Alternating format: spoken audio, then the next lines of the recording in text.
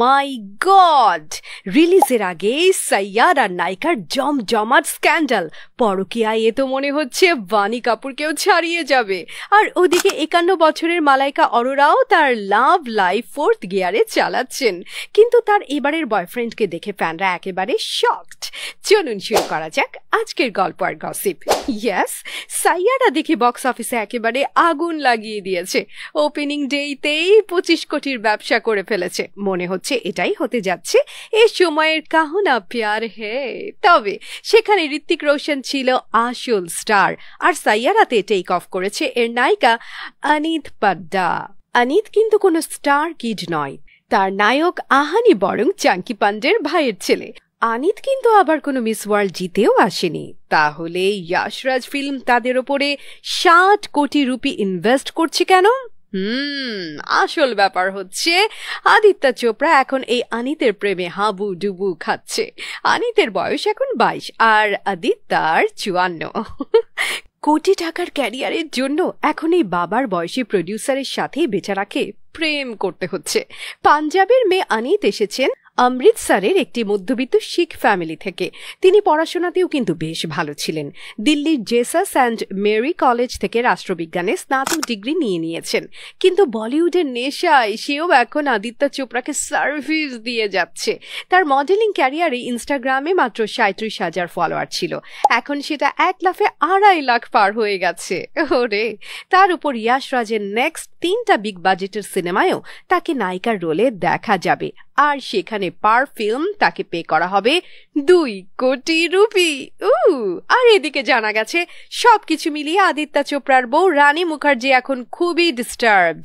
এমনিতে বানি কাপুরকে নিয়ে সে অনেক ঝামেলা ফেস করেছে। বানিকে ইয়াশরাজ ফিল্ম একটার পর একটা ব্রেক দিয়েই গেছে, কিন্তু তার ক্যারিয়ারে খালি ফ্লপ আর ফ্লপ।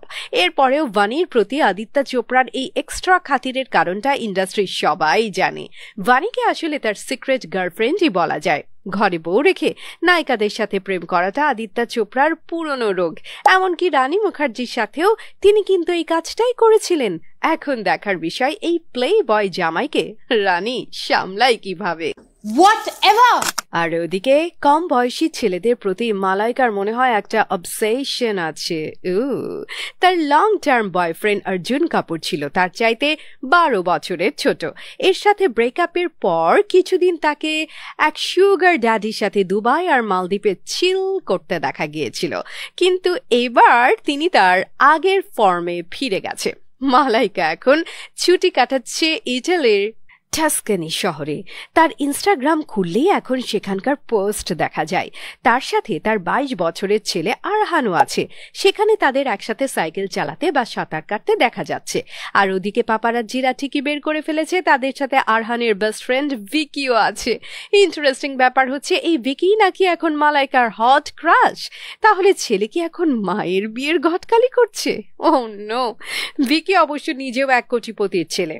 সাউথ মুম্বাইয়ে তাদের দামি গাড়ির শোরুম আছে বেশ কয়েকটা। জানা গেছে অলরেডি সে মালাইকাকে একটা ব্র্যান্ড নিউ মার্সিডিজ গিফট করেছে। এটার দাম মার্কেটে 5 কোটি টাকার কম হবে না।